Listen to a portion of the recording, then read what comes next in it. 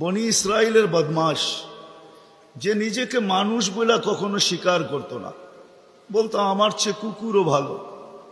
কেননা প্রতি রাত্রে তার যৌন চাহিদা মেটানোর জন্য, ব্যভিচারের জন্য তাকে প্রতি রাত্রে সে খরচ করত 50 থেকে 60 লক্ষ টাকা বর্তমান টাকায়।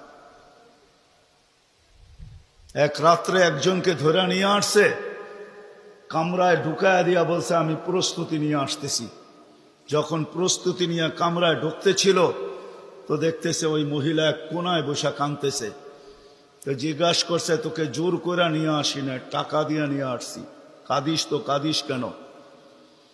তো মহিলা প্রতি উত্তরে বলতেছিল, শোন কিফিল, আমি বাজারি মেয়ে না, প্রয়োজনের কারণে তোর হাতে ধরা দিতে বাধ্য হছি। প্রয়োজন যদি এরকম না আসতো তো আমি কোনোদিন তোর হাতে ধরা দিতাম না, আমি তো বাজারি মেয়ে না। বলছে তাইলে কাঁদিস কেন? বলে বলতেছি তোকে কেন কাঁদি, শুনবি কেন কাঁদি? বলে বল কেন কাঁদিস? বলে কাঁদতেছি এই জন্য যে এই চেহারাটা কালকে আল্লাহকে কি করে দেখাবো। বোঝেন নাই মনে হয়? বুঝলে দিল ফেরা যাওয়ার কথা। আজকে তো আমরা হাজারো গুনাহ করে কোনোদিন ভাবি না যে এই চেহারাটা আল্লাহকে কি করে দেখাবো। রাগ হয় না যুবক, তোমাদের পায়ে হাত রাখি। 24 ঘন্টা নেটের ভিতরে কত গুনাহ করো, নিজের টাকা খরচ করা। বাংলাদেশের প্রত্যেকটা ঘর, গ্রাম নাই, গঞ্জ নাই, শহর নাই, খুব কম ঘর পাওয়া যায় আজকে ওয়াইফাই না আছে। ঠিক না? কি বিনা পয়সায় ওয়াইফাই? আনলিমিটেড গুনাহ করার জন্য ওয়াইফাই, আনলিমিটেড ইন্টারনেট চালানোর জন্য না। যুবকরা বলে আনলিমিটেড দেখতে হয় তো কত টাকা দিয়া নেট কিনবো। আনলিমিটেড গুনার জন্য ওয়াইফাই সবার ঘরে। এই মজমায় একজনও তো বলতে পারবে না এরকম তো আমরা কেউ নাই যে গুনাহ না করি। কি বলেন?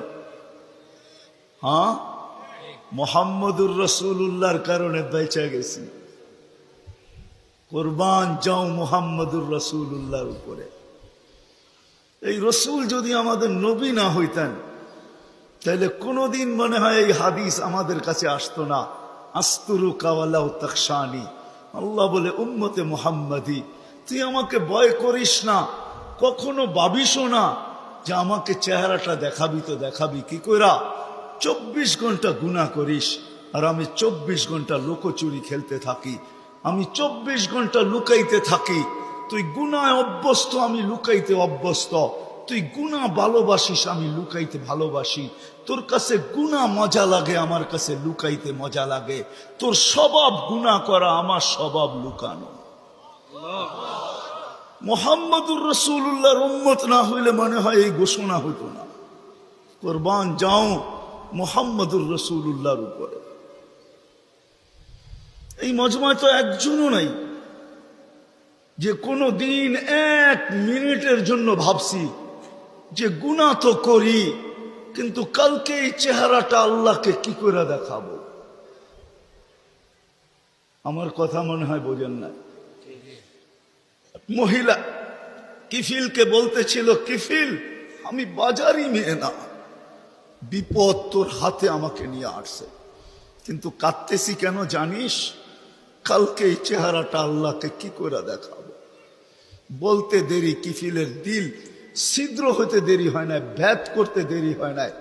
টাকাগুলা হাতে উঠায় দিয়ে বসে, বোন তোর গায়ে আমি হাত দিব না, তওবা করলাম, কিন্তু তোর কাছে অনুরোধ তুই চোখের পানি দিয়ে আল্লাহকে একটু বইলা দে। ওই রাত্রেই কিফিল মারা গেছে।